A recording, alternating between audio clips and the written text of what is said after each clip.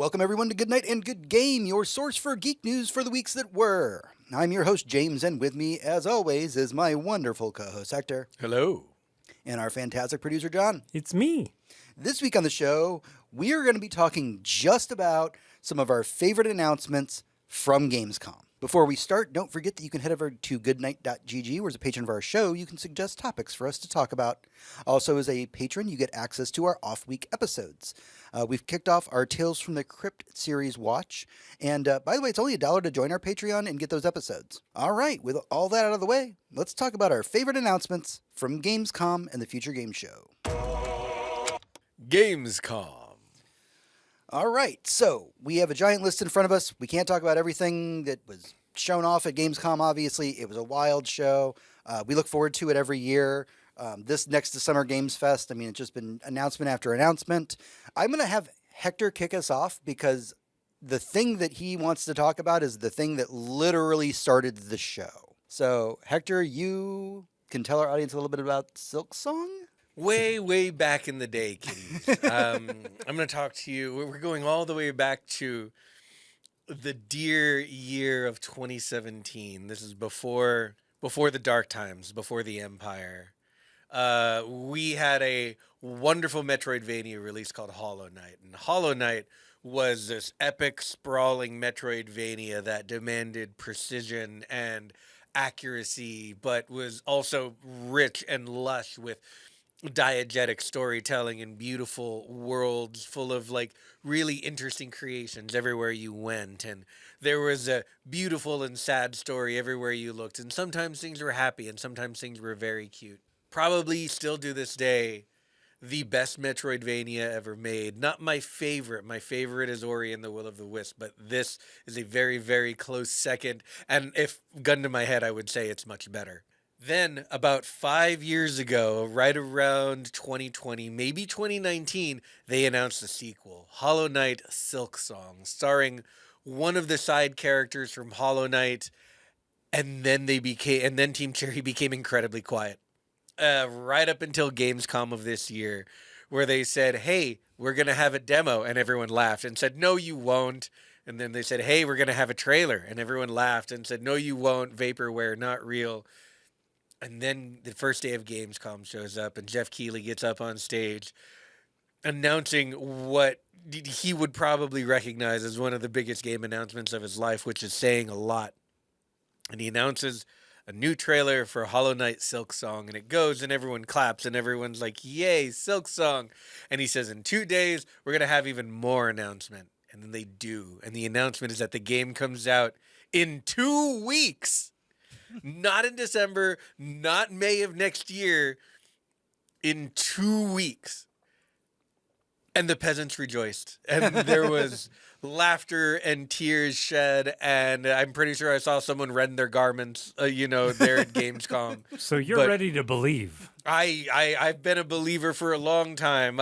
Team Cherry is one of those companies that you wish you could give more money to. Oh. When Hollow Knight came out, they said, wait, the game's not done, but we needed to release what we had, and then gave it free DLC for about 2.5 years. And I don't mean one big DLC at the end. I mean content after content after content after content, huge patches, massive expansions to the games, plus, small quality of life features and bug fixes, which the game was nearly bug-free when it launched, by the way, but just little things here and there that made the game better, but never made it easier, never made it, super accessible. They just added to the game things that kind of feel like they always should have been there. So they're good to their word. They're so good to their word. Okay. And I am so excited for this next version of this game because it looks like that and more. I hear people saying things, and people said the exact same thing about Death Stranding. Part 2 is that it felt like a safe sequel, even though it had so much more to offer. And I'm okay with that. It's okay for a game to come out and be genre defining and be like, wow, this is the bar now for this sort of thing. And then the next one comes out and it's like, well, this is better. But, it didn't change the industry again because how could it? It's a sequel to something. But it did get better, and that's what I see in all of the footage and commentary I've seen from Silksong. And will be playing it the day it comes out, no matter what. You can't stop me. Very, very excited for Silksong. Yeah, so Silksong, a lot of people are very, very hyped about that. September 4th. Yeah, September 4th, like days away. Mm-hmm. The next thing I want to talk about is actually an anime, which is the trailer was shown for Sekiro Shadows Die Twice. Now, for those of you who have been listening to this show for a while, you know that I have a big history with this game. A lot of time investment. And not in a pleasant way. How long were you playing? I was Sekiro? playing it for like the better part of a year. I was going to say, yeah, it was several months. Like several months, and most of that was just fighting the final boss. It is not a bad game. It is a very good game. It is a very difficult game. It is a game that I only won because of the hours that I put into it and just learning the game. It demands a lot of you. It demands a fucking lot of you. But I gotta say, an anime adaptation of, because this is one of the FromSoft games where the story just makes sense start to finish. Right. This You didn't need to like read the lore wiki to understand why the building is shaped that way. Right. I didn't need to fucking see the Vadi videos on fucking Sekiro to understand the lore. It's the only coherent FromSoft story to ever exist. True. And it is a game that honestly, it's going to have a good adaptation. I hand to God, I believe that this is going to be a fantastic adaptation. The story of Sekiro is very beautiful. It'll be interesting to see what ending path they decide to pick for it. Yeah, that is interesting, considering that the game at the end leaves itself open to a sequel. Right. And that was my concern when I was watching Gamescom, is I saw this trailer for like Sekiro, the anime, and I was like, oh no, they're going to make a sequel. Not again. And I don't want to do that. I don't want to go through this again, game. Please don't make me go through this. Well, I am glad to hear that you have not recontextualized your time with the game like many torture victims have. No. Okay. I good. feel that like I said, it's a good game. It's a great game. It is a game that I hate and that I'm not mad about it, but like, I was very frustrated. Oh, yeah. It was very frustrating. But like you knew what it was. I knew what it was. I never stopped telling them. The moment he picked it up, and even a few weeks before, I was like, so this is a very, very difficult game. And it will not allow you to move around the difficulty the way other Souls games do. You cannot level up and then raffle stomp a boss. Nope. You will sit there until you're good enough to beat it the way you are. Yep. You have to do it that way. And yeah, but it was a very frustrating game. But yeah, we're very excited for the anime adaptation. Let's see. Next on the list, what do I want to talk about? I'm going to mention Lego Batman. We got to talk about Lego Batman. Legacy of the Dark Knight. Yes. So there's already been Lego Batman games. There's been several Lego Batman movies. That Will Arnett as Lego Batman is the greatest thing ever. This is a different breed. First off, this is a Lego Batman that will go through the eras of Batman's history, and specifically in media. So there's a Dark Knight Batman in here. There's an Adam West Batman in here. There's a Pattinson. There's a Pattinson in here. But the bigger deal about this is it uses the Arkham fighting. Yeah. Like, I don't even know. We don't get that in Lego games. No. Like, the combat in Lego games is always like, press A, win game. Right. And we can contextualize this with most of the big Lego franchises recently have their latest biggest release was a giant compendium of all their Star Wars games. And James and I played a little bit of one of them. Yeah, it was fun. It was a great time. And you're just like moving through the movies from 1 to 9 as you go. And just, you're swinging a lightsaber, you're jumping around, you're using force powers, you're building because you're a Lego, and you're playing with Legos, which is weird to think about if you think about it for too long, but we'll try not to. But yeah, Those are incredibly well made, incredibly fun games, vast and complete in a way that you wouldn't expect for a game covering so much material. But it did. It was all there. There was a proper, nearly full Lego game for every single Star Wars movie in that collection. And when it comes to this game and this Batman thing and the trailers that we saw, they're really hitting everything. Mm-hmm. And the Harry Potter Lego is sick. Oh, I'm sure. But the fact they're putting Arkham Combat in the fucking Batman game. Yeah. No, Like- because you can't have a Batman video game without it anymore. It wouldn't make any sense. Mm-hmm. But yeah, like this will be the most complicated combat in any of the Lego games to date. Because not that the combat in Arkham is particularly difficult, but it is timing based. It is a rhythm game. Right. So you'll be playing as that, and it's just I'm so excited. Yeah, It's it should be great. Did you ever watch the Lego Batman movie? I did. Yeah. Okay. When I got laid up with COVID, Oh, that's right. and then I was like, I need something to make me happy, and you were Oh, like, yeah. you should watch Lego Batman. Yeah. And then like I just it Oh, was what a great movie. Yeah. Is there something you pull from the list there? Yes. It being my turn. If you did Lego oh, yes, absolutely. Onimusha, The Way of the Sword. Again, dear listeners and watchers, I'm very old. And so is this series. Onimusha came out in a time where we only had Resident Evil 2 for our PlayStations. Onimusha is a game much like Resident Evil, except you were a samurai and not a cop, and you were in feudal Japan, but there are demons, and you had a gauntlet that could absorb their demon souls and make you more powerful, and it was very cool, and it was a fun series, and there were several games. And the gimmick back then was that these were the best graphics on any platform ever. Capcom was known for that at the time. They're kind of still known for it now. Mm-hmm. Oh, the RE engine is so good. Yeah, RE Engine is beautiful, and this game is this new game is a testament to that. A fun fact: the third Onimusha game has Jean Reno as a main character, Ooh. and he is modeled. He looks like him. It straight up just looks like him. So anyway, those are really fun Aren't games. all the Onimusha main characters based off of? They're all based off of Japanese actors, as this one is. Okay. Yes, absolutely. And so what we have here is the first entry in the series for well over a decade, if not much more than that. Two, I think. Yeah. At that point. And the Onimusha series, after 3, kind of went in a strange direction where they started to veer away from the classic formula and try and take up a different space in the series because the Resident Evil formula had fallen out of style at the time. And then again, that was like 20 years ago. So what we have here is a proper return to form, but not in a remake, in a sequel where we are getting like more Onimusha with modern gameplay and beautiful graphics, and it feels a lot like one of those Resident Evil games.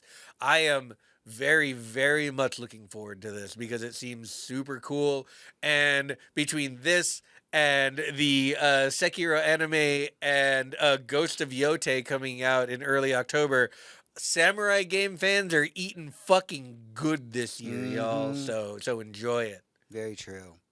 Let's see. Next up, I want to talk about. This was a very brief announcement. There's not a ton of information about it right now. Dawn of War 4. So just literal days before Gamescom, Dawn of War, which is a Warhammer 40K strategy game, got a definitive edition. They did a remaster of it. Dawn of War is widely considered one of the best Warhammer games to ever exist. It was one that I, as somebody who's not really a huge Warhammer guy, really spent a lot of time with. They made Dawn of War 2, pretty good, but then they made Dawn of War 3. And I don't want to get into the history of it, but basically the TLDR of it is that Dawn of War 3 had like a campaign that was about 5 minutes long and then a shitty multiplayer, and everybody hated it. So with the announcement of Dawn of War 4, everybody kind of clenched their buttholes for a second, and they were like, do we want this? Yeah. And then they were like, okay, look, this is going to be a new developer handling it. And the developer came out and said, all right, just so y'all know, the original Dawn of War 1, is the template that we are using to make Dawn of War 4. That's good news. So everybody kind of unclenched the butthole after that. Yeah. We don't have a ton of information about it just yet, but I'm excited because like I don't really play a ton of Warhammer. Like you and I played Space Marine 2 together. That was a lot of fun. Oh God, that was so good. But I'm not a huge Warhammer dude. I played very briefly in high school, but it's a very expensive hobby, and I was very poor. A lot of miniatures to be painted. Yeah. Like I played a lot of Space Hulk. Like Space Hulk was what I grew up with. Like 40K blows my mind how huge the lore is because I grew up on Space Hulk. So it was just Space Marines versus Tyranids, and that was it. But yeah, super excited about Dawn of War 4. All right, Hector, what do you got? Oh man! All right. So I don't know how much you've seen of this one, James, but I want to talk about Daemon Ex Machina. All right. Daemon Ex Machina is, and not to give too much away right at the beginning, but imagine Armored Core 6 co-op open world, and that's what I'm talking about. I am talking like a big, customizable, very anime inspired, but mecha game that you are playing in an open world with your friends. There are a few things that get me harder in this world than giant robots. No, yeah. That is And probably- Armored Core is the king of giant robots. It is just one of those things about me. I grew up playing BattleTech. I love fucking Macross. Mech Warrior. Like Mech Warrior. You fucking put a mech in it, and I'm there. Yeah. And so that's what this is. And even though it's a little more anime flavored than I'm normally used to in my games, it looks super fucking cool. And I'm at the very least willing to give it a big old college try because it seems so cool. So cool. Like the gameplay looks awesome. The mechs look great. The story looks fun. Yeah, it's super customizable, like battle gear, which is the whole point of a mech thing. Oh, If yeah. you're not doing that, you're not doing it right. But yeah, this looks incredibly cool, and I can't wait to load it up with the boys when it comes out. Super excited about that. Yeah, I mean, you fucking on top of being a mech game, we can play it multiplayer together. I'm so fucking in about it. Like there was that one game we didn't play it, but it came out like last year where it's just like it's a farming sim, but you have mechs. Yeah, And I was like, we should play that. Right, Though. that seems kinda It's fun. like I'm normally not a huge farming sim dude, but like we do have mechs. But you have mechs, and you can like have like farming mechs. This seems fun. One of Cozy. the weirder announcements that came out of fucking Gamescom, I swear to God, was they showed a trailer for John Carpenter's Toxic Commando. This was a weird one. It just blew my mind that, like, Carpenter's name is all over this thing. It is not just we use it in name. We have music scored by Carpenter in this. It kind of feels kind of Left 4 Dead-ish. Yeah. Which makes me nervous because we had shit like fucking Red, whatever the fuck it was that came out. Yeah. You know, like we haven't really gotten any good Left 4 Deads. But like, but here, and what you're looking at is a game, and I'm pretty sure I'm not wrong about this, but please correct me if I'm wrong. This is the same studio that did Space Marine 2. So they got the chops, they got the talent, they got the look, they got the fire. And yeah, Toxic Commando looks so dope. And if you would have pitched this game to me in an elevator, I've been like, that seems dumb. But after seeing this trailer, I'm like, give it to me. Put it in my vein. The vibe, to try and describe it for our listeners, feels like Left 4 Dead meets like Far Cry 3 Blood Dragon is kind of the vibe. It's very over the top. It's very campy. It's very 80s actiony. It's not afraid to laugh at itself. Yeah, which is pretty cool. Yeah, that was something else. All right, Hector, give me a game. All right. So after Toxic Commando, just real quick, and then I'll pick a game. We did get a trailer for Fallout Season 2. For any non-believers out there, watch the first season. It's great. Fucking great. I don't understand how that show is so good. No, it's better than it has any right to be. It's more faithful to the game than I ever thought it could be, especially for like an Amazon show. And I don't mean to say that with so much stank on it, because there are some good Amazon shows, but there are a lot of really fucking bad Amazon shows. This was a good one.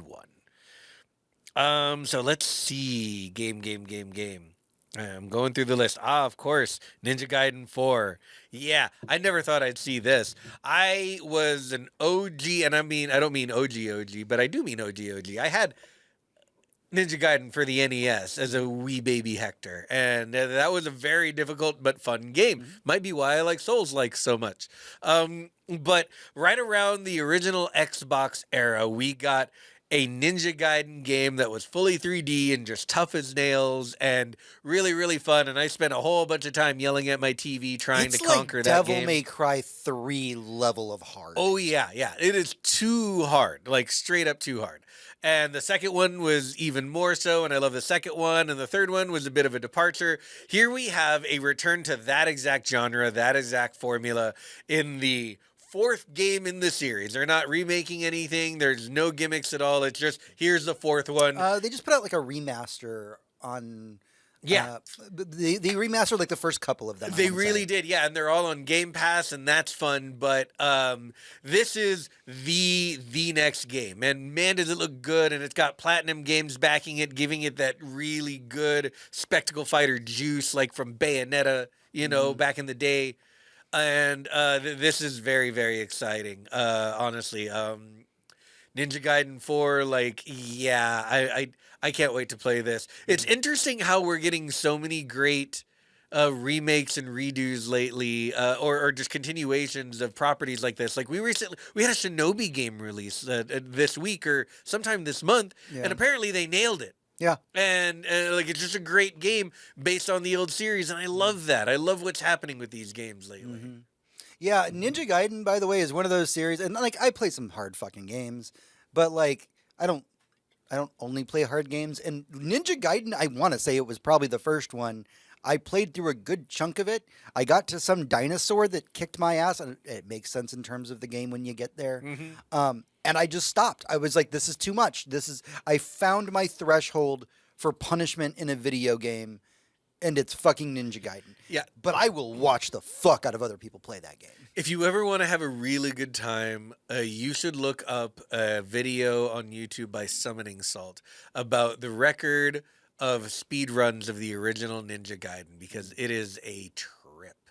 It is excellent. It's an excellent documentary that pulls footage from all of these people who've been trying to perfect this game for years and years and years. And oh man, like this, it'll explain to you how difficult this game is. Yeah, I just remember the expression that a howling witch is kind of a tough deal in Devil May Cry, but if you come across a white ninja, that might just be the rest of your day. Yep. Yeah. Let's see. For me, I need to talk about Chronos: The New Dawn. So Chronos is the newest game from Bloomberg Team, who is the team that does a bunch of horror games, and specifically, they did the Silent Hill 2 remake that everybody can't stop jorking over. Chronos is an original IP, horror IP that they're putting out, and man, does it look good. Like, Bloober Team, honestly, prior to Silent Hill 2, everybody was like, I don't know, man, that's the team that puts out these kind of, like, B-tier horror games that are a little jank, and then they did Silent Hill 2, and everybody went, wait a minute, is Bloober Team actually good?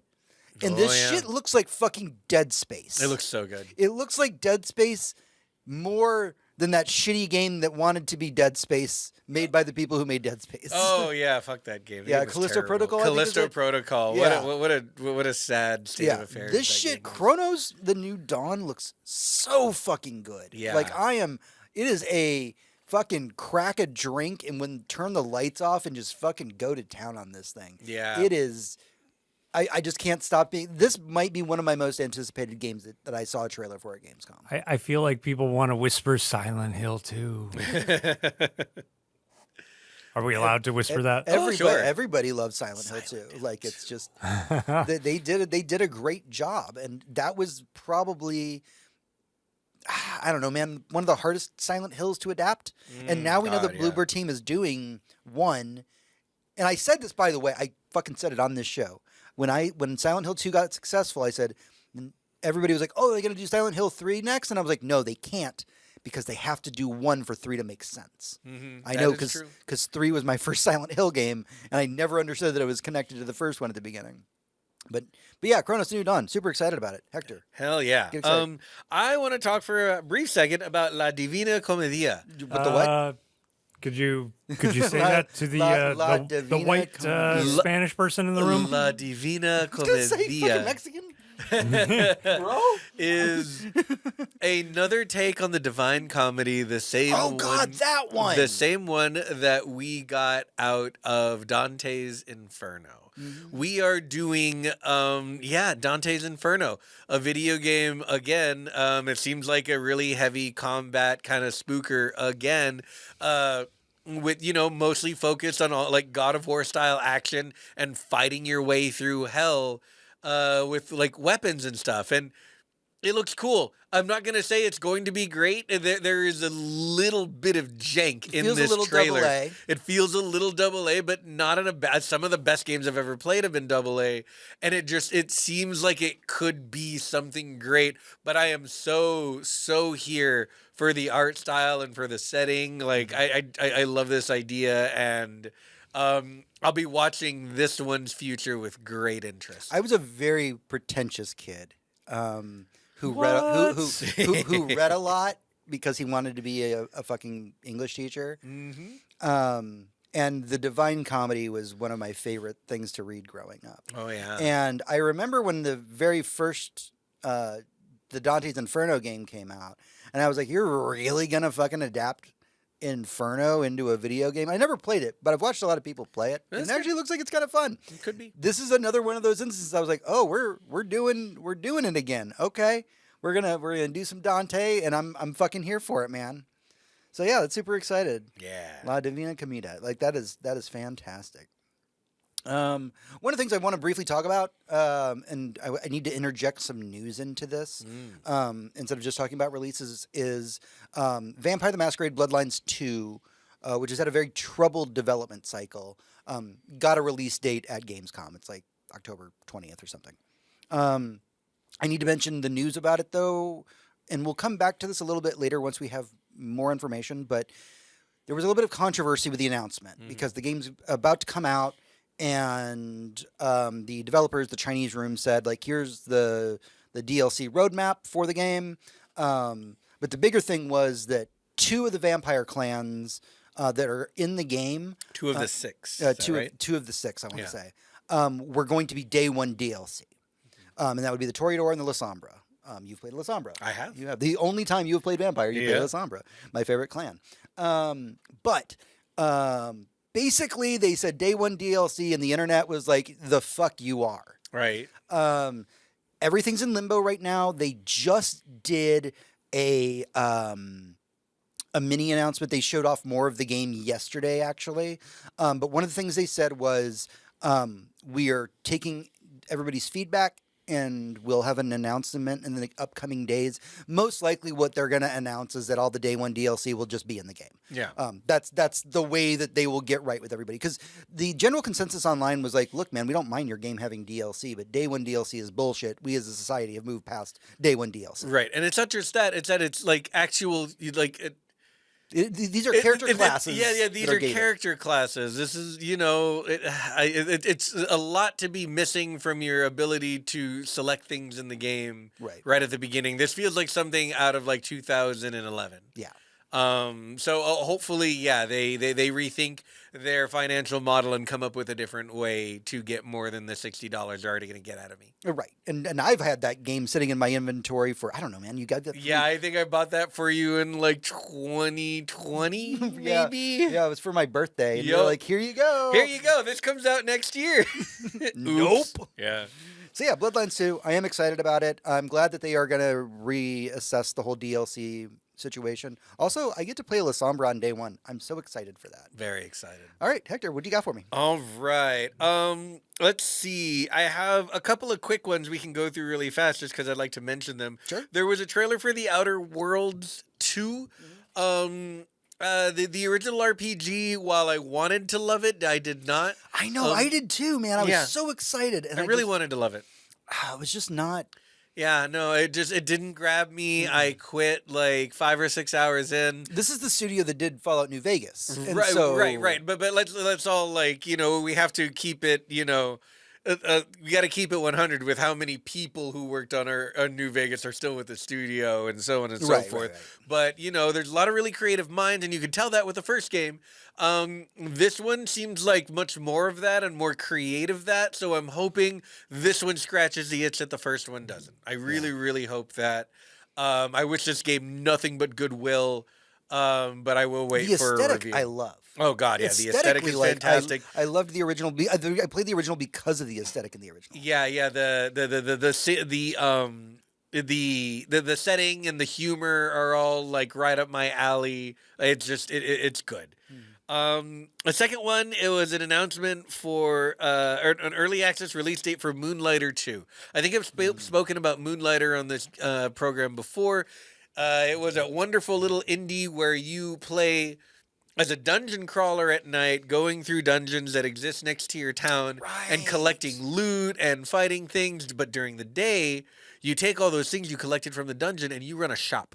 And it is also a shop simulator where you have to put out wares and set prices and, manage your inventory, and people come in and buy things, and that's where you get money to upgrade your gear to delve deeper into your dungeon. It's such a wonderful formula. The animation for the first one was so beautiful and heartfelt and well done, and this one seems even more so. Cannot wait. That weirdly sounds like a fun game to pass the controller to my wife when it's like the shopkeeping time. Absolutely. I recommend it. Let's see here. And the last real quick one I wanted to talk about was Enshrouded, which is getting a big new expansion. I played Enshrouded when it came out What kind of game on is Game it? Pass. It is a action adventure, I think, like a Skyrim like. Okay. Just big world, interesting, new world, and it's not a sequel to anything or really based on anything. Plenty of cool, like, magic and different ways to customize your character to do neat things. And it's getting a bit expansion, and I wish this game the best. A lot of people liked it, but I don't think it did very well. So hopefully this brings in some customers. Okay, very cool. I want to talk very briefly about Resident Evil Requiem. So we got the original announcement for this back at Summer Games Fest. Since then, Capcom's been pretty tightly lipped about the whole thing. We now got our first really big trailers about it. We know that the main character is the daughter of one of the, honestly, a reporter from other previous games, from Resident Evil Outbreak. One of the things that I noticed that fucking flipped me out, and this is, I'm just going to kind of skip ahead to the epilogue. One of the things that I did over the last couple of weeks was I had my Steam Deck out, and I decided to replay Resident Evil 7. One of the first notes you pick up in Resident Evil 7 is from the reporter Ashcroft.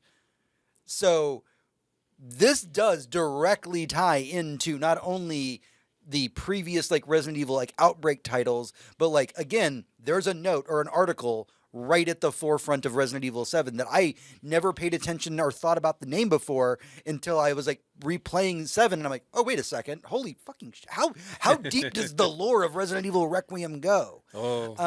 We got our first visual of the new what are they called, hunter characters, the ones that follow you are Mr. X and all them. Oh yeah. We got to see what that monster looks like. It's disturbing as fuck. Yeah. Oh, yeah. No, I remember. It's got It these crawls long, along the ceiling. It has these long, dangly arm. It's very Slender Man adjacent, kind of. It's fucking if terrifying. Slender Man was a centipede. Yeah, It fucking terrifying. So spooky. So spooky. We know that Resident Evil Requiem can be played in first or third person. One of the really cool things that came out of Gamescom was people saying shit like, well, I picked third person because I thought it would be less scary, and nope. Yeah, oops. So and you can just swap between it whenever you want. You can just go between first and third person. And as somebody who's been playing a lot of Helldivers recently, I've been doing that. Yeah. So yeah, I'm super excited for Resident Evil Requiem. Hector, give me a thing. All right. By the way, was nobody else disturbed by the subtitle Requiem? Not really, no. Oh, okay. I've seen so many Requiems so many times. The didn't wanna go with Aronofsky movies Revelations. still. Yeah, the Aronofsky movie is one of my favorite movies. In fact, I hope that I boot up Resident Evil Requiem, and instead of it saying Resident Evil, I just hope it goes ass to ass. Oh God, wonderful! I didn't pull it out for air. Yeah, I want to talk about how the game has not come out yet, but of course I'm going to mention it. We got announced that Ghost of Yotei will be getting, as free DLC later, their big co-op multiplayer mode, Legends. Now, for any of the uninitiated, in Ghost of Tsushima, the game came out. It was great. Then it got released on the PlayStation 5 with all these new and updated features. And what it got as a reward was a live service game. And now, when you think about the history of live service games, especially ones announced by and created by Sony, they don't have a very good track record. This live service game that attached to this open world single player sprawling beautiful adventure was actually very, very good. And I played it a lot. And I think, but just by math, it is the most successful live service game Sony has. Even though it's attached to a game I started playing in 2020. Yeah, so we're getting Legends mode again for the next Ghost game. And I am even more excited for this game I couldn't possibly be more excited about. I am literally right now, dear viewer and listener, replaying Ghost of Tsushima because I know that it will be for the last time. And I've cleared this game multiple times, and it is long. Have you platinumed it? Yes. Damn, dude. But it is so much fun to just spend time in this world, in this beautiful world, and have the wind guide you to your next objective. And I know when the sequel comes out, I'll never play the first one again. The same thing happened with every God of War game I've ever played. The same thing happened with every Uncharted game I've ever played. It's just hard to go back. Too many life improvements. Yeah, too many quality of life features, exactly. And so knowing that I'm going to get Legends mode in the new Ghost of Yotei, oh God, I couldn't be happier. I am a kid in a candy store with infinite money. It's going to be a good time. Oh, man, what do I want to talk about? I want to talk about, man, and I love a game with I love anything that has like a weird title. Hit me with like a fucking weird like wine label or some shit. I'll fucking eat this shit up. The game I want to talk about is 1348 Ex Voto. I don't know how to describe this game. It is like this almost like, it feels almost like medieval simulator. But it's not like Kingdom Come. It's not like Kingdom Come Defiance. It's a very the year is on there very specifically for a fucking reason, and like it's you existing in this fucking medieval world. It definitely is it a Souls-like? I don't know. Not 100% sure. Not 100% sure. We didn't see a ton. It looks like it has very deliberate combat. Yeah, the combat is very deliberate. We see a lot of like very one-on-one combat, which is kind of like very Souls adjacent. And like hit me with a fucking game that has a very strong combat system. Yeah. You know, like don't get me wrong, like there's a reason why I like Souls games the way that I do, but parrying in a Souls game has never quite felt good unless your name is Sekiro. It feels like there's a solid connection within the game. We don't know a ton about this, but I'm just excited. I'm excited. It looks fun. It looks like it'll be a little frustrating, but like in a good way, which is what I'm looking forward to. One of the things I wanted to point out about fucking Gamescom this year, and I made this joke in our group chat, and I think I even made it on fucking Blue Sky, was if you took a shot for every time somebody used the fucking words roguelite, or extraction shooter, oh, you would die. You would be dead. Most of the games that I've like singled out to talk about in this episode are none of those things, because we already know for a fact extraction shooters are dying. Like that is. Oh, I mean, every time someone tries to make one, like what? Every time I see a trailer for a new extraction shooter, I'm like, what are you doing? Right. Like, don't tell people you did that. Flush it down the toilet and make something else. Yeah. These are we have too many of these. What do you got for me? I would like to talk about the new Black Myth game. Another game from the creators of Black Myth Wukong. Black Myth Wukong was a spectacle fighter that was made of almost 99% of boss fights. It was just boss fight, boss fight, boss fight, boss fight. You unlock new skills, get better, very Devil May Cry style. Hugely popular. And what we got was a CG trailer that the studio then came out and admitted this is a concept trailer. Like we had this put together, and it's beautiful, and it's wonderful to look at, and this is what we want to do with our next game, and that's super cool, because the first game was so popular and so well selling and like so well received, and people loved it, and you don't hear that a lot. It was one of the first really, really popular games stateside from like a Chinese studio.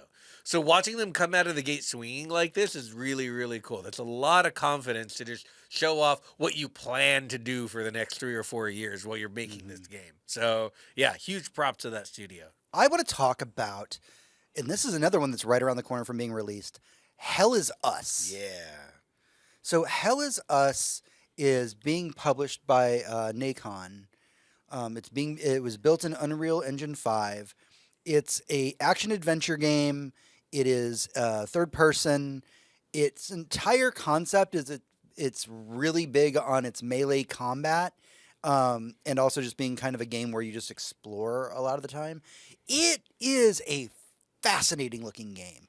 Also, I want to point something out, and this is if you're not following the games industry trends, Hell is Us is going to come out at a $50 price point. Oh, okay, yeah. Yeah. Like that's a AA price. Right. It is a AA price. Right. It's probably a AA game, but also like the early reviews of this thing, people are talking about it, man. They're like, it's third person like horror action, and like. No, it seems really cool.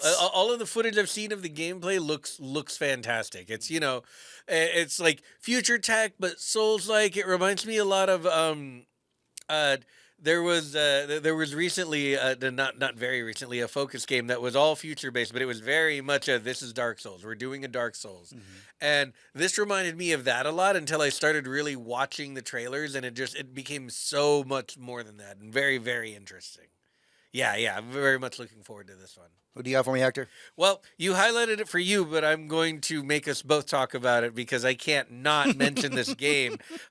Rebel Wolves, the studio that broke off from CDPR, apparently talked a little bit more about Blood of the Dawnwalker. Yeah, we need to talk about this fucking game. Oh boy, Blood of the Dawnwalker. Now, James still has yet to... I want to say you might have started it, but has yet to really play The Witcher 3. Right, I started it. It's a lot of games. It's a lot of games. It's so much. I managed to clear The Witcher 2, but then I got to 3, and I was like, man, this is... You needed a break. Yeah, I literally went from like The Witcher 2 to 3. Yeah.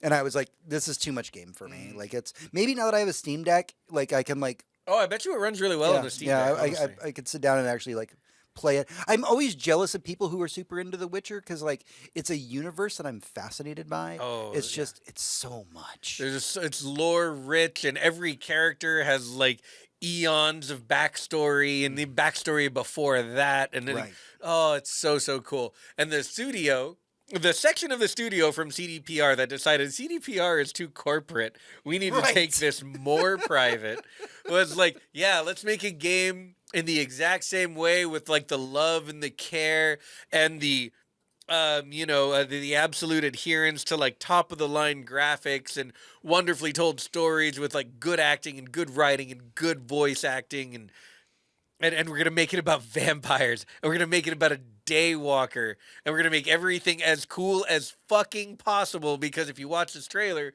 you'll see that everything is as cool as fucking possible. If it was any cooler, it would be silly. From what I understand, the way that this whole thing works is that like in their version of the world, their version of a daywalker is kind of like you're human during the day, but like a vampire at night. Right. And that kind of brings it out in you because you are this rare thing.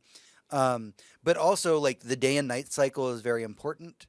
The developers talked about how during the day there's only certain things that you can do. At nighttime, obviously, there's certain things that you can only do then. But also, from what I understand, instead of it being a day and night cycle like most video games where there's like an in-game timer, the developers said, you decide when the cycles happen. So basically, like, you can just go around and do your sim whatever during the day and hang out with the townspeople and do your thing, and then you basically tell the game, I'm ready for it to be nighttime now. So that you don't... the developers did not want you to miss out on content. Right, basically. Okay. So there's day content and night content, and you get to like go to it, Right. as if you were Because you'll traveling fight other to a vampires place. during nighttime when they come out. You'll be interacting with the townsfolk during the day, who obviously won't be out at nighttime. Yeah. Oh, Fucking hit me with it, man. It's a fucking. so cool. It's gonna be a good year for vampire games. Oh yeah. It just is. Okay. All right. Blood of a Dawnwalker. Wow, that's Right. I kind of stole yours. You did. Yeah. So I can bring up one more before you go next. Yeah. Hyperlight Breaker. Yeah, Got that's more announcements. This is one. So Hyperlight Drifter. When indies were still like a thing that you whispered, is like there's a game on Kickstarter, and if Yeah. you pay $15, you'll get it when it comes out. Like way back then. The Hyperlight Drifter was one of my favorite, still probably one of my favorite indies of all time. It played really well. It looked really cool. It was just awesome in general. And that studio, Heart Machine, after making a couple of other games, decided they wanted to make a big co-op 3D game in the Hyperlight universe, and man, I was so into it. Well, they released it to early access, and it was not well received. It seems like it was a little early, and there was a little bit undercooked. So what we got was an announcement of huge, massive changes and more to come to try and make the game, up to the standards that they set back in the day. And man, I'm excited because I wish nothing but the best for Heart Machine. And I would play that with you. It looks for pretty cool. Alex. It's just so cool, like art style and like gameplay wise. I really hope they get it together because I really want to play this game and I want it to be great when I do. Speaking of games that I want to play with you, Hector, Yeah. I have got to talk about this next game. It is one of the big surprises that came out of Gamescom for me. Again, probably one of my more anticipated games. If you're listening to this in podcast form, you need to understand what is on the screen right now is somebody who is making a pizza. It's just a pizza store. It's a pizza store, and then they're killing people in a cyberpunk world. Yeah, cyberpunk pizzeria gunslinging. So Pizza Hut in the 90s. This- That's all you go. need to know. This game in Detroit.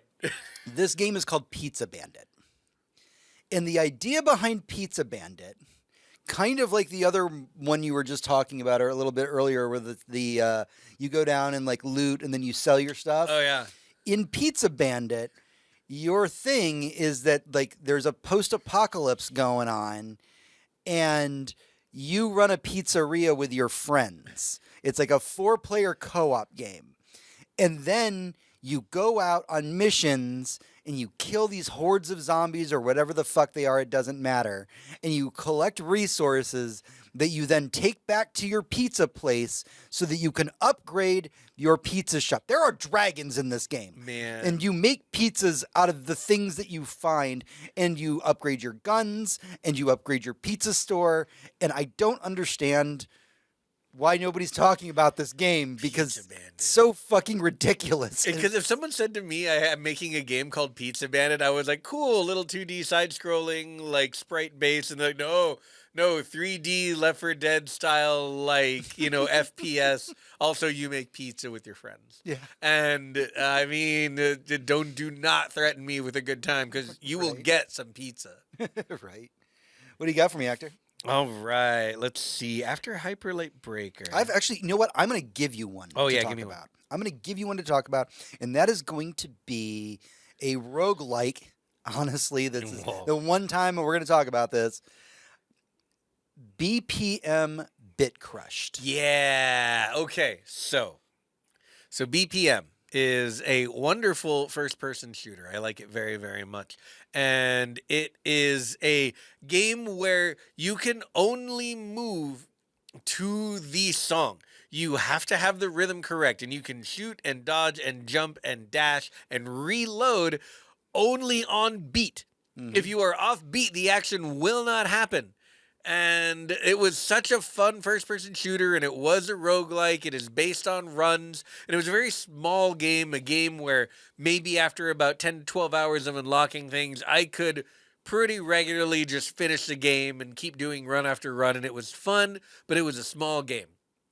This time, what they've done is taken that formula and made it into something a lot more like Enter the Gungeon, where it is a top-down Kind of twin bullet stick shooter, hell-ish? bullet hell, Yeah. but also all done to the beat, all done with different guns that reload differently, that shoot differently, but it all has to be done to the rhythm of the song. And man, do I love this stuff. Put a rhythm game in front of me where I'm doing something other than Dance Dance Revolution because I'm old and my ankles hurt, and I am in. Give me a rhythm challenge, and I will sit there and dance for you all night. And this is that. There's something we have to talk about. That's very important about this. So Hector, unfortunately, at his current occupation, is in a situation where he can't really like. Yeah, I can't watch YouTube at work. Can't watch YouTube at work. Yeah. It's just like there's literally nothing that he can do. So I was having to update him as Gamescom was happening. And I was like, this is a Hector game. I'm just going to give it to you. This is a Hector game. But the big thing about BPM Bit Crush that fucking blew my mind was watching the trailer was fun. I was like, cool, rhythm game, shooty, I like that. That's all good stuff. It says in the trailer specifically, you can just put your own soundtrack in at any point. Yeah, see, that's killer. That's crazy to me. I don't know how the game is taking your song and analyzing the BPM and like putting it into the game, but I'm so in. I can't wait to see how well that works. Like that is wild, and I'm super like I don't even play like the one metal game or the one like BPM style game that I really wanted to get into is Metal Hellsinger. That was great. Mostly because I have a rule that you just don't start a game while very intoxicated. And the night that I decided to start Metal Hellsinger, I was like so wine drunk.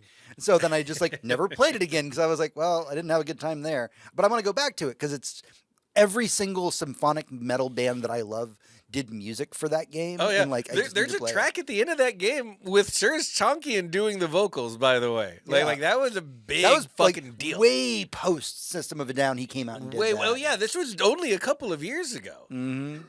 So yeah, I mean, like I'm excited for the fact that like this is just out the gate. They're just like, yeah, upload your music library. We'll make that in. We'll put it in the game. Yep, love it.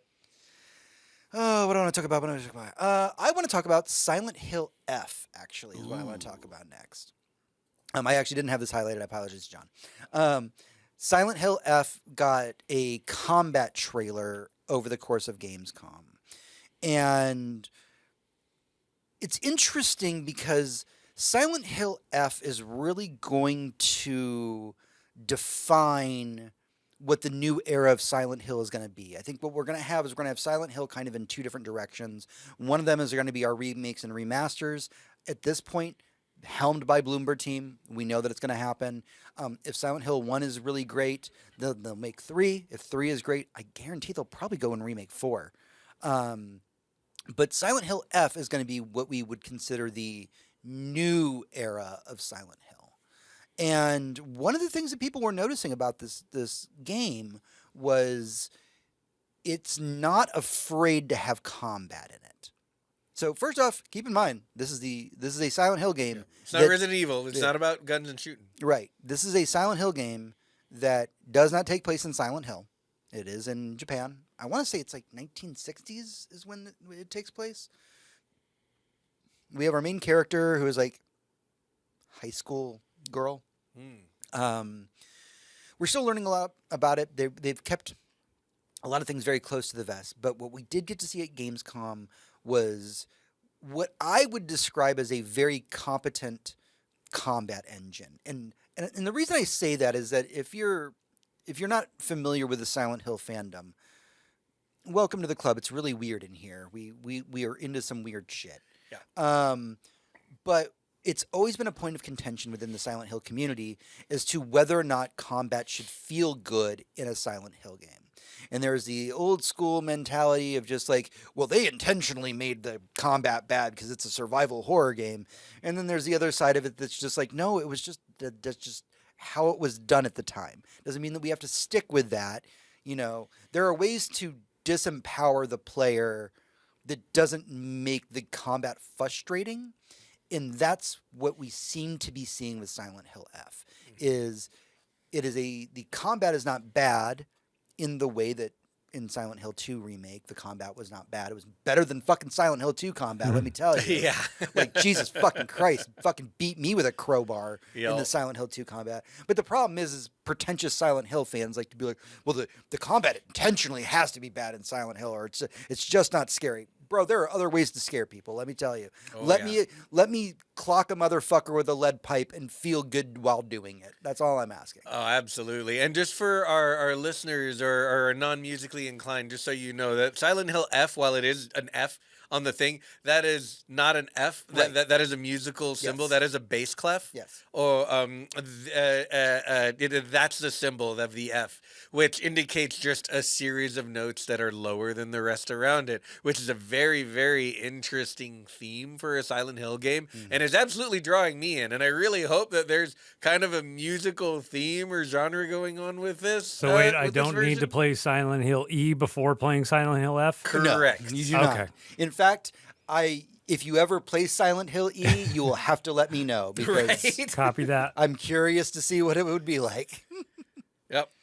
What do you got? So I think the last game that I'd like to mention from our Gamescom coverage is Phantom Blade Zero. Okay. Again, like I said earlier, this is going to be a great year to year and a half for samurai/ninja games.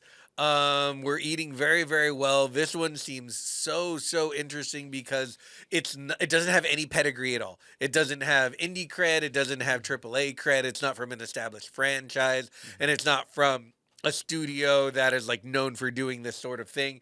It is just a new game made in Unreal Engine 5 that looks like a spectacle combat game full of samurai and ninja stuff that seems somewhere in between Devil May Cry and Dark Souls in general. And I'm very excited for this one. It looks super cool because it looks very, very fluid. It looks almost like there's almost a hint of the Batman Arkham system in it. There's a little bit of a rhythm to the combat as well as an animation-based intentionality. And I know that a lot of people have been playing like early versions and demos of this, and there's been a little bit of controversy about how it is upsetting to certain cultural perceptions that some of these bosses are defeated.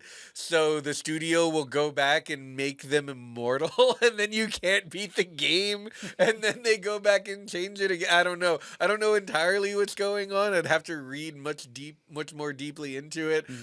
All I know is that it looks super awesome, and I can't wait to play the full thing. Can we also say it has a little bit of what was the very popular early aught samurai games where you fight like droves and droves? Oh, you're thinking of Dynasty Warriors. Yes, it's got a little bit of Dynasty Warrior going on. Am I wrong? No, not really. Especially with what's on the screen right now. This seems to be a boss encounter that is actually just several mobs at once that move in unison, which seems super cool. Yeah, very excited for this one. So, next game I want to talk about. We only have a handful left before we get to the epilogue, but I do have a couple more to talk about.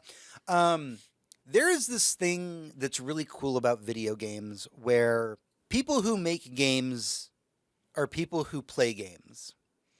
And there's this thing in the video game community where if somebody loved a game growing up, but they never made a proper sequel out of it, somebody's just going to remake it. Not necessarily remake like the game. Right. But Can't touch a franchise. Nintendo IPs will are sue you. expensive. Right. IPs are expensive, but they will make their own version of it. Oh, yeah.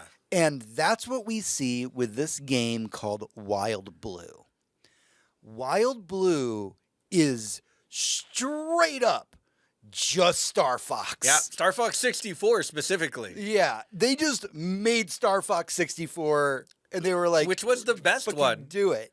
And like, if you're a Star Fox fan, Oh, they even got the CRT little screen yeah, pop up. it's all right there. Everything about this game is just a love letter to a game that Nintendo refuses to make a fucking sequel for. Yeah, no, it looks so beautiful, and I put days of hours into Star Fox 64. I fucking loved that game when it came out, and man, yeah, I can't wait for this. This looks so good. Mm-hmm. So good. Really quick, Dino God showed off a release date trailer, basically, for the game Bounty Star. this was a game that wasn't on my radar originally, but then I watched the trailer for it. Yeah. And we'll get back to that with that theme of it's mechs. It's mechs. There's fucking mechs in mechs. it. Yeah. It is mechs, but in a Western environment. And So cool. I have never liked Westerns or cowboy or whatever, but why is every game improved when they put it in a Western environment? it just is. Why Ask is that? Star Trek. Yeah.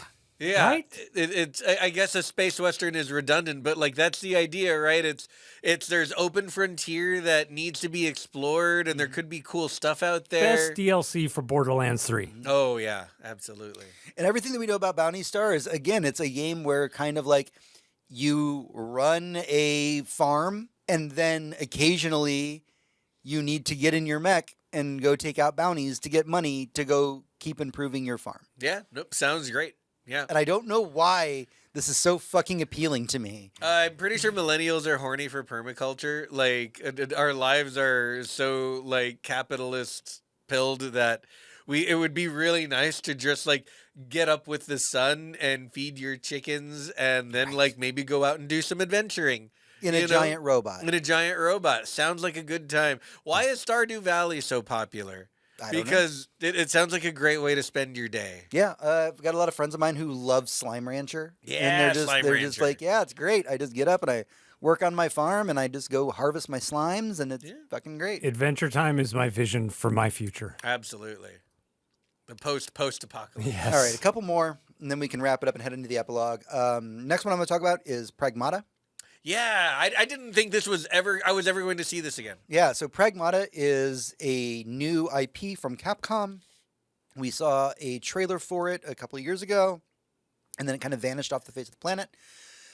We have gotten not only trailers now, but people getting hands-on gameplay time with it. Yeah, people already talking about their time spent with the demo at Gamescom. Yep.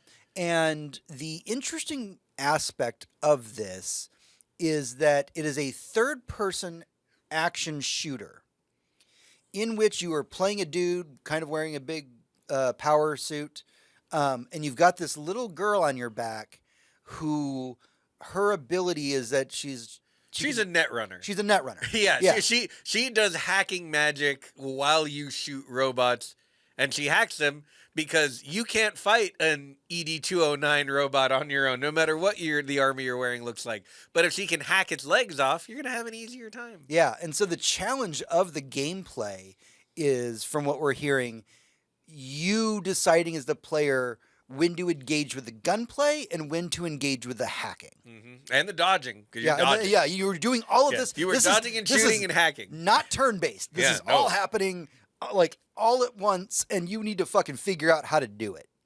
And I'm kind of here for that kind of difficulty. Oh, yeah. right? This is one of the things that Capcom does every once in a while, kind of like with that game where you were a mech and dinosaurs came out of space portals and like flooded. I remember that. Yeah, this is one of those things that they do where they just take a wild idea for an IP and just go all in with it and then say, does anyone like this? And You got to respect there's it. no AAA studio that takes swings like Capcom, and I'm here for this. And I hope it's great. And even if it's mid, I'm probably still going to play it on sale one day. Like, please make these.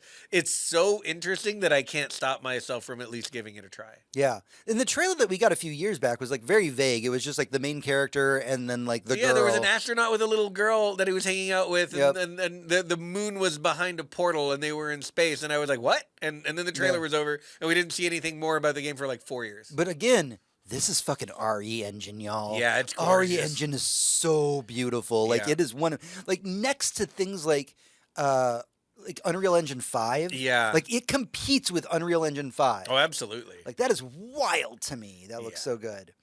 All right. So the last thing, I'll just briefly mention Power Wash Simulator 2 got shown off. Hell yeah. Yep. Nope, if you ever want, if you're ever having a day where like you're off work and you don't know what to do with yourself and you just want to chill, you don't really feel like starting anything new, or you don't really feel like, playing anything difficult. You just want to waste some time, maybe listen to a podcast. What do they call them? Like dad fetishes or? Play Power Wash Simulator. I cannot stress enough Can we address the fact that Power Wash Simulator 2 is coming out at a $25 price point? Oh, yeah. No, these games are incredibly affordable. And they are, you can sink hours into this game depending on your OCD and how much into the nooks and crannies you want to get with this Power Washer. For the record, by the way, Power Wash Simulator 2 is about to come out like in a couple of months. They only stopped making content for Power Wash Simulator when this trailer came out. Yep. They literally said, this is our final DLC. By the way, Power Wash Simulator 2 comes out in 2 months. Yeah, and in the origin, and just to give you a little hook, is like the first game starts and it's like, hey, you have a power washer and no job. Hey, someone wants to give you some money to power wash their van. And you go and you power wash a van, and he gives you some money, and you're like, oh, I could use a wider nozzle for this next job where someone paid me to power wash their driveway. You power wash the driveway. Soon you're power washing an old house. Soon you're power washing a haunted house. Soon you're power washing a beautiful little park, in a little neighborhood that the kids aren't playing on because it's too dirty. And then you're power washing a vehicle from Mad Max or from Final Fantasy. The story Warhammer. From Warhammer. The story and the story tries to keep up with this shit. It just keeps getting crazier and crazier, and the projects will either get bigger or more intricate. But no matter what you're doing, you're still just power washing a surface. You're taking something dirty and making it clean. In maybe the most efficient way possible, or maybe you're just taking your time with it and doing it slow and doing it right, and listening to a great YouTube video essay on the side. It is a wonderful way to spend a day. The hours roll by. It is wild. So relaxing. So relaxing. You recommended that game to me, and I'm like, this sounds like the dumbest thing. It is the dumbest thing. You were like, but you it's have to so try good. it. And then I tried it, and I was like, fuck, I get it. It's satisfying. It makes you feel good. Right. It really does. And I think that it's almost the same thing like we were just talking about the kind of home ownership of it all. Oh, yeah. It feels nice to like you did a job. Yeah. And like it's just great because the world is kind of on fire right now. All right. Last thing to talk about before we get to the epilogue, and that is going to be, fuck, this blew my mind that this announcement happened. There is upcoming a Halloween game. Now, Michael Myers has been in a lot of shit, from Dead by Daylight or whatever the fuck. This is a straight up Halloween game. And when I saw this, I did get a little nervous because I was like, yeah, when people go to make this kind of shit, what they tend to do is like asymmetrical multiplayer. Asymmetrical multiplayer. It is always just one guy's the bad guy, 4 camp counselors or whatever the fuck you are, go. But we saw this trailer that said that John Carpenter was producing this game. This is the second John Carpenter game that we are mentioning in this. That's true. Who is also composing the music for this Halloween game. But the kicker to it is it said this is a both single player and multiplayer experience. Now, when I see those words, what I think of what games used to be like in the 360 era, where it was like, here's a solid story that you get. You will play single player and do a thing. And then if you like it well enough, there's a multiplayer component that you can go and play afterwards. We're not making it a live service fucking game. Yeah. We're not doing all... I mean, we don't know. Yeah, this is all hypothetical. But the fact that they said, we're going to do a Halloween game, it's going to have a single player component and a multiplayer component. We'll give you more information here soon. And you know what? I'm fucking here for it. Yeah. We just got the announcement of that Hellraiser game that we talked about a while back, where the Hellraiser game is coming out. And it's a single-player fucking Hellraiser game. Oh, man. I am so fucking here for that. Yeah. But now we have a Halloween. Come on, man. Like, fucking, you're tugging at my childhood right here. Yeah, it's just that super, super cool. I love these. I love these movies very, very much. Even the more recent ones have been, very good. Put Jamie Lee Curtis in literally anything, and I'm there. Mm-hmm. We don't get a lot of really good horror stuff. We get a lot of horror shovelware, and I guess the same is kind of true for movies. You have to dig through it to find the gems, and in doing so, you learn to love some of the slop, but at the same time, the gems are there, and you kind of learn to know a gem when you see one. And this, it's got the shine on it, I think. It does. I'm excited about it. All right, that's everything that we have for Gamescom, but stick with us as we get into what we've been playing in the epilogue. Epilogue. All right, it's the epilogue. It's time to dive into what we've been up to this week or weeks, what we've been playing, what we've been watching, what's been occupying our free time, and what has been making us happy. John, what have you been up to? You know, I just finished a game, Lost in Random, which is it's a kind of a cutesy turn-based action game, which I don't normally do those. Like, it's not even turn-based. It's help me out here. You fight with whatever you have at hand, but then you get to roll a dice, and then everything pauses, and you look through whatever cards you have, and you're able to purchase cards based on how your dice rolled. Okay. And so it's like, ooh, now I can buy a hammer. Now I can buy something that blocks them. And now I'm going to go. Yeah. So it's... The art style is amazing. The art style is amazing. I will say, this game, for the record, warning, it does have a little bit of jank. There are several moments where you're like, oh, I just need to restart in order to activate this dialogue tree because the game doesn't understand that I need to activate it. So there's a little bit of jank, and none of the characters' mouths quite match what they're doing. It is a double A game, I guess you would say. Yep, that is correct. But it is beautiful, and the story is wonderful. Like, I just kept playing because I love this girl in her mission to find her sister, and you have this beautiful narrator. Somebody really likes Tim Burton. Yeah, you have this beautiful narrator telling the story as you're going through the story, and it does some like clever, weird things. Like at one point, your narrator literally gets kidnapped. And then a very shitty person starts talking to you, and this is when you decided life wasn't worth living, so you're gonna die. And you're like, what the fuck is happening? And it's just a wonderful, wonderful game. It is very much geared at, I would say, like the middle schooler gamer, but I guarantee you the vast majority of people playing this are adults. You know what this feels? It looks incredibly charming. It feels very inspired by the Alice games. Oh, yeah, absolutely. The American McGee stuff? Yeah, absolutely. That's what it looks like. Yeah, yeah, it's got a lot of that flavor to it. Which, weirdly, I have never played those. You'd think my goth ass had played those games. To your credit, they are incredibly hard to play these days. I think you cannot play the first one without buying the second one on an Xbox 360, and it comes with a version of the first one. Other than that, there's no way to purchase the original, and I think... Like, if you try and purchase a second one on, like, Steam or something, first one's nowhere to be found. Right. Like, yeah, it is, yeah. I don't know. But those are fun games. And for the record, this game, the developers of this game moved on to a different studio, and they're the ones who did that game that is coming out with, or actually, I think it might already be out, where everything was literally done with claymation. Oh, yeah. Something about a fire or a light. Yeah, no, I know exactly the one you're talking about, even though I don't remember that the one title. is very much on my wish list. Yeah.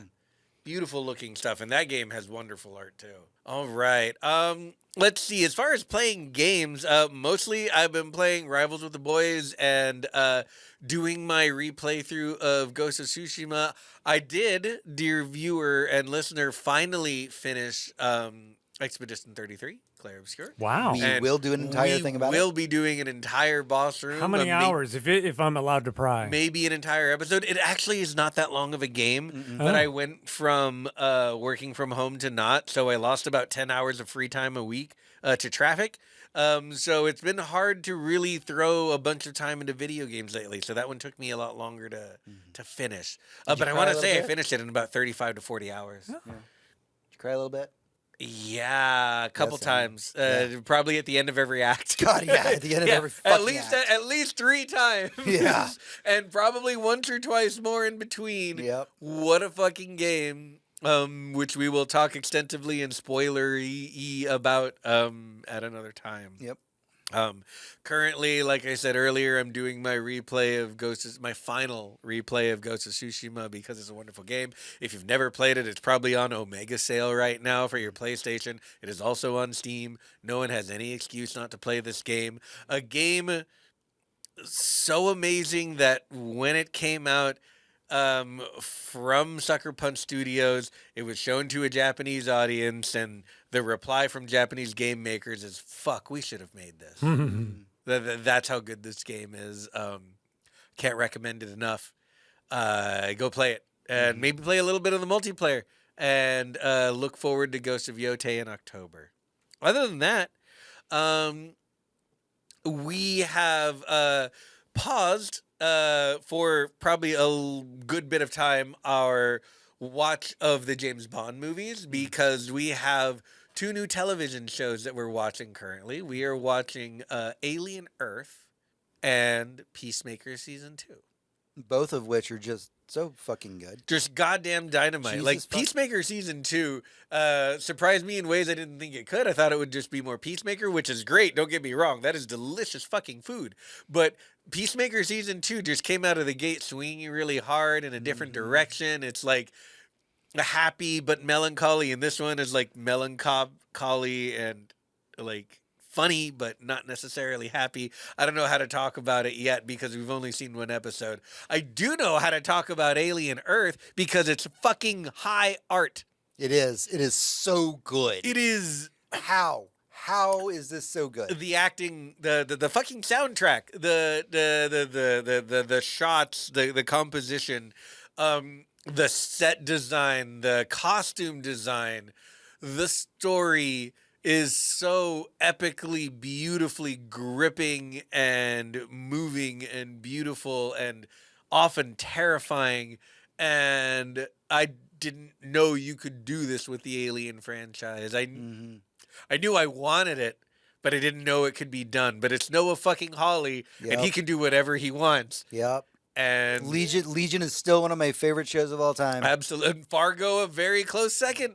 If, hypothetically, let's pretend I have not seen a single Alien movie since Alien Resurrection or Requiem or Revelation or whatever the You're probably hell. better off that You're way. better off. Okay, if I jumped into this, it's fine. This takes this place. is a prequel. Yeah, this takes place. I want to say, was it like a year before the first movie, or after the first, it before the takes second? Place after Covenant and before the original movie. Okay, right. Okay, never saw Covenant. Yeah, you don't need to. I didn't either. There's no reason to. You just need to know that this is happening before Ridley wakes up in her space underwear in the first movie. Yep. Oh. And even knowing that, it doesn't matter. This could stand on its own. You could just be like, what the fuck is with these aliens? So it's okay if the last Alien movie I saw had Doesn't Winona matter. Ryder in it. Yeah, no, that is great. You could watch this without ever watching another Alien movie. Yeah, Wow. easily. So And it's so good. It is just chef's kiss. Every time an episode ends, and we've been watching them week to week. We just finished our 4th one. I just want to chef's kiss at the TV, just mwah. And I can't so wait good. for next week. Yep. Oh my God, Timothy Olyphant. What a wonderful soul, Timothy Olyphant, Jesus stealing Christ. every scene he's in. Yes. in he's such an playing an impeccable cast, android. and he's playing an android. And somehow steals every fucking scene that he's in. Yeah, it's Holy fucking shit. remarkable. Other than that, we have a few movies that we've seen because we've been off the air for a little bit. We had a bit of a snag. Since we've been gone, we have seen the movie Weapons, We have. which can't recommend enough. What a great That is movie. one of my favorite movies of the year, and that's really fucked up because this was the year that Sinners came out.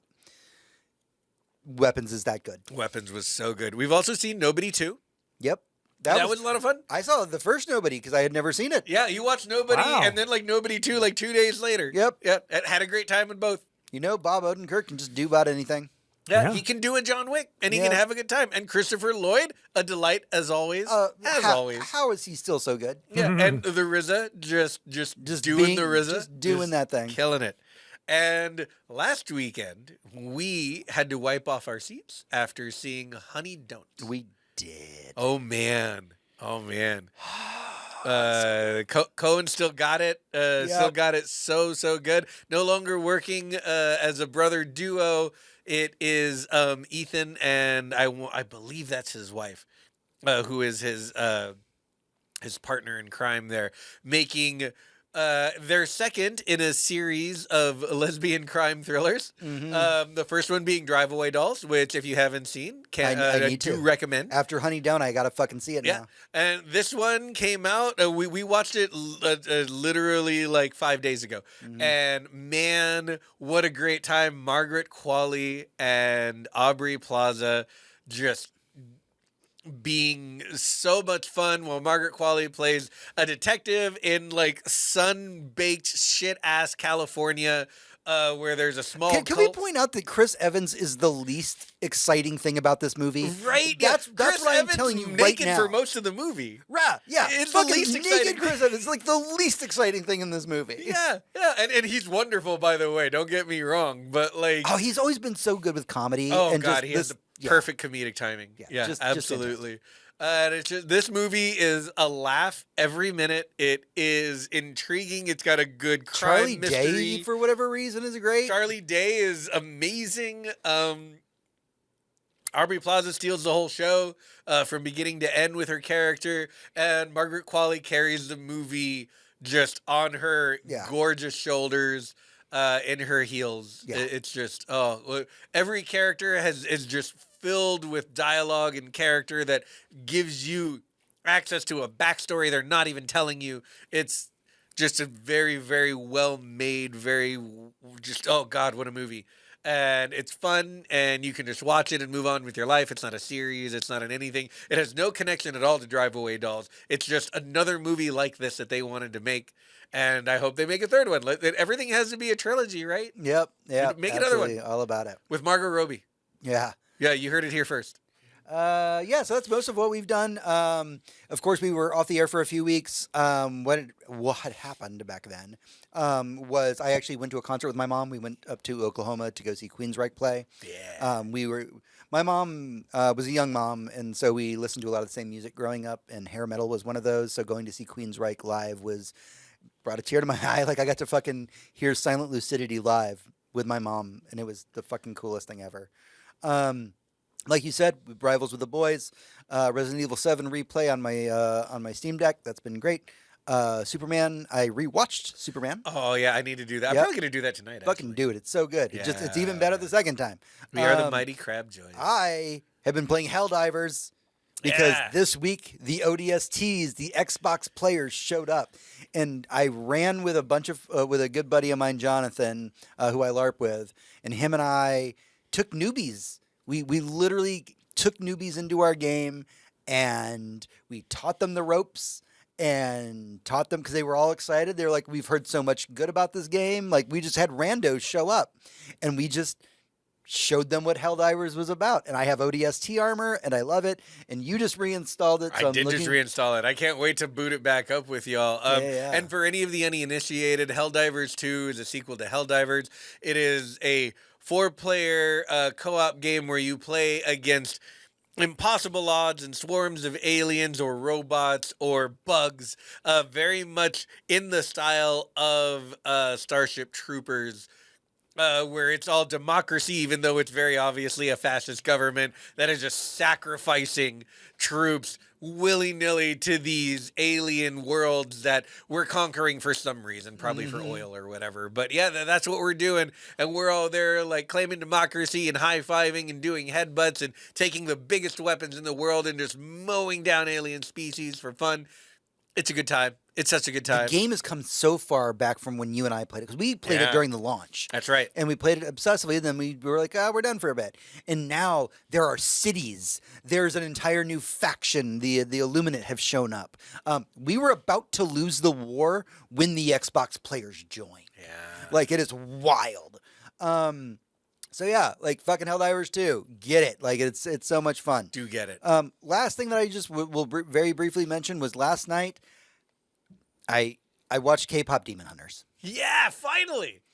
Did watch K-pop Demon Hunters, and you know what? Y'all were right. It's really fucking good. Told you it was going to be golden. It was fun.